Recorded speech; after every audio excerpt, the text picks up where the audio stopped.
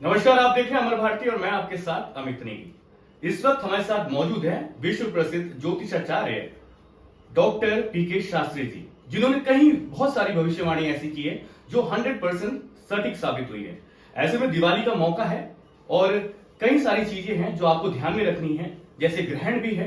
तो इस पूरे तमाम मुद्दे पे बात करने के लिए हमारे साथ डॉक्टर पीके शास्त्री जी हमारे साथ मौजूद है। सर, बहुत बहुत स्वागत है। धन्यवाद अमित जी।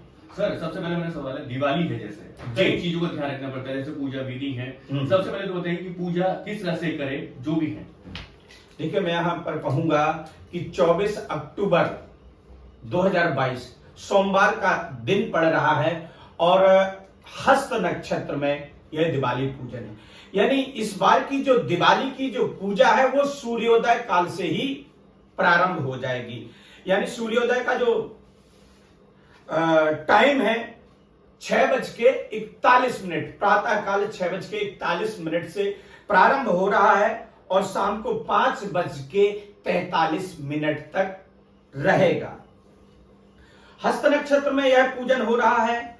इसमें विशेष करके दिवाली पे पूजा किसकी होती, लोगों को यह नहीं पता होता है।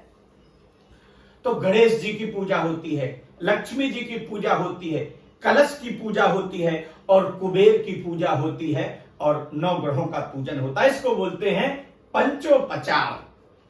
उसके पश्चात जो लक्ष्मी का पूजन, विशेष पूजन बताया गया है, काम सोस्मिताम प्राकारा माद्रम ज्वलंतीम तृप्ताम तर्पयंतीम पद्मे स्थिताम पद्म वर्णाम तामिहो पप्पये श्रियम। यानी महालक्ष्मी को हम षोडशोपचार से पूजन करते हैं। सबसे पहले पूजन की जो विधि होती है कि हम जो पूजन की सामग्री है, रोली मोली अक्षत पुष्प धूप दीप नैवेद्य फल दीपक, ये सारी वस्तुएं जो है एकत्रित कर ली जाती। उसके पश्चात महालक्ष्मी का 5 चीज से अभिषेक होता है, दूध दही घी चीनी शहद, यानी पंचामृत से महालक्ष्मी का स्नान कराया जाता है। उसके पश्चात हम सबसे पहले मां लक्ष्मी का ध्यान करते हैं, गणेश जी का ध्यान करते। गणेश जी विघ्न के हरता हैं, लक्ष्मी जी लक्ष्मी देने वाली हैं। कुबेर जी की पूजा करने का एक विशेष महत्व होता है, क्योंकि हम धन कमाते बहुत हैं पर हमारा धन संचित नहीं होता, इसलिए खास करके दिवाली पर हम कुबेर की पूजा करते हैं।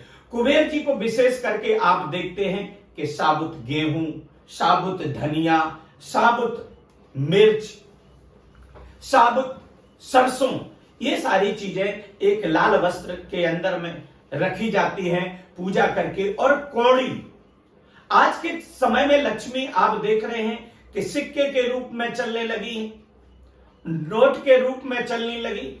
प्राचीन काल में जो पैसे होते थे वह कौड़ी से चलते थे और इसीलिए क्योंकि लक्ष्मी की जो उत्पत्ति है वो जल से उत्पत्ति हुई है, तो कौड़ी का पूजन किया जाता है। और कौड़ी भी पैसे के रूप में चलती थी। प्राचीन काल में जब पैसा नहीं होता था तो कौड़ी ही चलती थी, उसी को लक्ष्मी का रूप माना जाता है। तो ये लाल वस्त्र के अंदर में पीली सरसों, साबुत धनिया, साबुत गेहूं, लाल मिर्च और कौड़ी, ये एक लाल कपड़े के अंदर में रखी जाती है।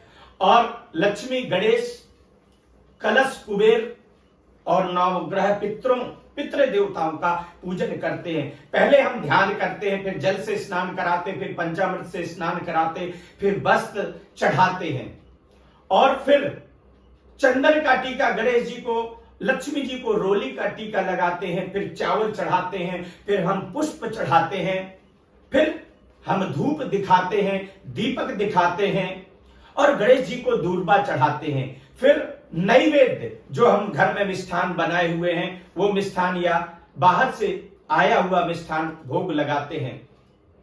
फिर उसके बाद पश्चात तांबूल और पुंगी फल, जिसको सुपारी लौंग इलायची पान का पत्ता, ये चढ़ाया जाता है। और ये सारी वस्तुएं चढ़ाने के पश्चात हम प्रार्थना करते हैं ओम हिरण्यवर्णाम्भरणीं सुवर्णरजतस्रजां चंद्रां हिरण्मयीं लक्ष्मी जाता वेदो महावह। हम श्री सूक्त का ब्राह्मण के द्वारा पाठ कराते हैं। यदि आप ब्राह्मण पूजा में नहीं आया, अपने आप कर रहे हैं, तो आप श्री सूक्त का पाठ कर सकते हैं, कनक धारा स्तोत्र का पाठ कर सकते हैं, या आजकल के समय में आप YouTube से भी उसको मंत्र को लगा सकते और उनके कानों में वह मंत्र उच्चारण जाना चाहिए। उसके पश्चात हम आरती करते हैं और लास्ट में पुष्पांजलि करते हैं और क्षमा प्रार्थना करते हैं। यह विधि मैंने बताई। यदि आप इस विधि से पूजा को करते हैं तो कहते हैं कि लक्ष्मी आपके घर में वास होता है और आपके साल भर के विघ्न भय बाधा दूर हो जाते और आपके घर में जो पैसा हम कमाते बहुत हैं पर हम रोक नहीं पाते, हम कुबेर का पूजन करते हैं तो वह जो पैसा है स्थिर रूप से रुकता है। यदि हमें पंचोपचार और ये पूजा करते, उसके पश्चात ये पूजा की विधि रही, फिर उसके बाद में 108 बार ओम गं गणपतये नमः, गणेश जी की माला 108 बार आप तुलसी की माला या रुद्राक्ष की माला से आप कर सकते। उसके पश्चात महालक्ष्मी नमः, महालक्ष्मी की एक माला करनी चाहिए। उसके पश्चात कुबेर की माला ओम कुबेराय नमः, ओम कुबेराय नमः। ऐसे ही दिवाली पूजन में यह 3 माला आपको करनी चाहिए, क्योंकि दिवाली विशेष सभी पर्वों में विशेष महत्व रखती है। और जो ये पूजन मैंने बताया कि पूजन की जो विधि पुनः बता रहा हूं कि प्रातः काल 6:41 से प्रारंभ हो रही और 5:43 तक ये रहेगी। ये व्यापार यानी प्रतिष्ठान का मुहूर्त है। उसके पश्चात 6:55 के पश्चात वृष लगन आ रही है। 6 बज के सायंकाल 6:55 के बाद में वृष लगन में पूजन होगा और जाकर के रात्रि में 2:30 तक आपका पूजन रहेगा, क्योंकि 2:30 से अगला दिन यानी 25 अक्टूबर मंगलवार को ग्रहण प्रारंभ हो रहा और ग्रहण जब प्रारंभ होता है तो 12 घंटे पहले सूतक आरंभ हो जाता है।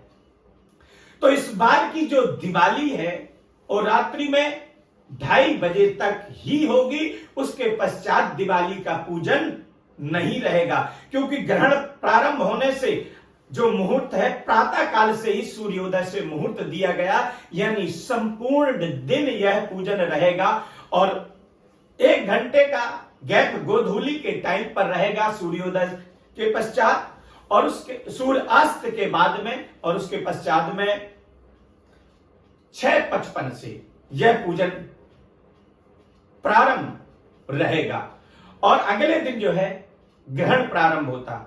तो ये तो पूजन विधि रही दिवाली पर।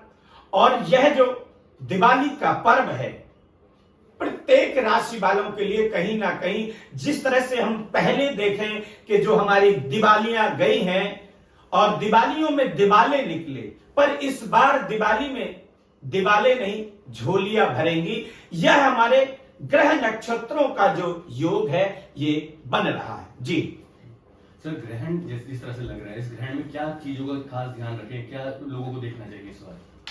देखिए, यहां पर मैं कहूंगा कि ग्रहण के दौरान विशेष महत्व रखा जाता है कि हम कोई नया कार्य आरंभ ना करें।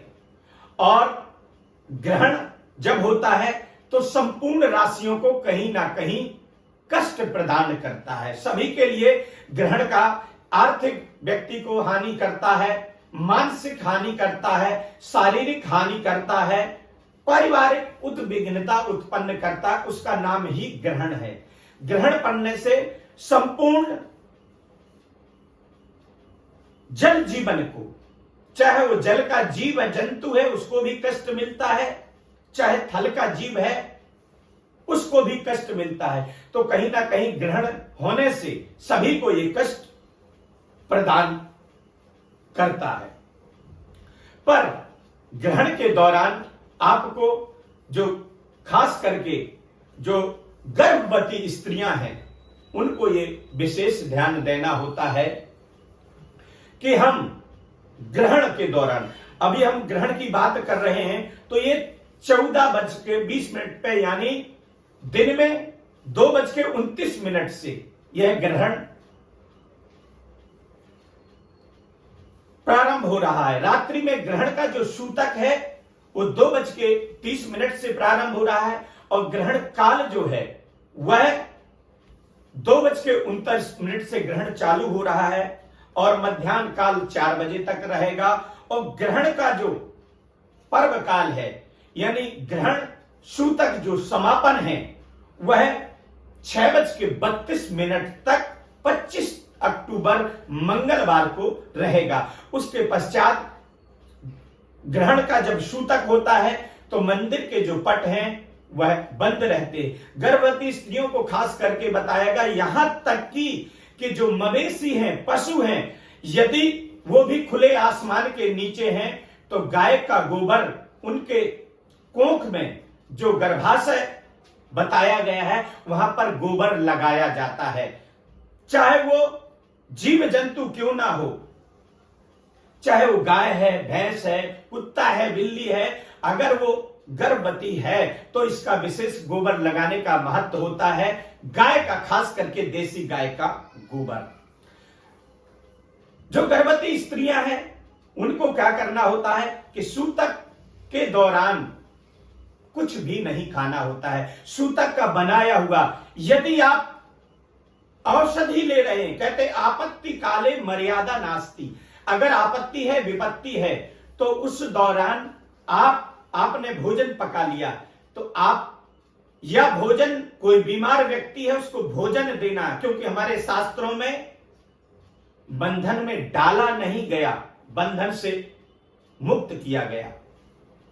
तो आप कुछ उस भोजन में, जल में आप कुछ रख सकते हैं और उसे ले सकते, नहीं तो ग्रहण का जब सूतक प्रारंभ हो जाता है, ग्रहण जब तक समाप्त नहीं हो जाता है उस दौरान भोजन और जल लेना भी त्याग माना गया है कि त्यागना चाहिए। परंतु कोई गर्भवती स्त्रियां हैं वह इतने टाइम तक भूखी नहीं रह सकती तो कुश, डाल जिसको कहते हैं कुशा, उसको डाल करके रख सकते। उसका जो दोष है वह कुश के डालने से अशुद्ध नहीं माना गया, क्योंकि आप देखते हैं कि जब भी कोई पूजा पाठ आरंभ होता है तो कुश का विशेष महत्व होता।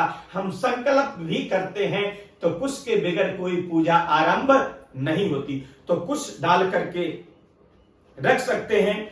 और खास करके 12 मेष से लेकर के मीन राशि तक जातकों के लिए यह जो ग्रहण है वो हानिकारक है। ग्रहण के दौरान आपको क्या करना चाहिए? श्रीमद् भागवत गीता का आप पाठ कर सकते हैं, गायत्री मंत्र का आप जाप कर सकते। बहुत सारे लोग बागों का रहता है कि ग्रहण के समय में पूजा नहीं करना चाहिए। ग्रहण के समय में आप भगवान का ध्यान कर सकते हैं, ग्रहण के समय में आप जाप कर सकते हैं और ग्रहण के समय में आप भगवान का नाम ले सकते हैं, उच्चारण कर सकते हैं। यह महत्व दिया गया है। जी जी ठीक है सर, इसको अब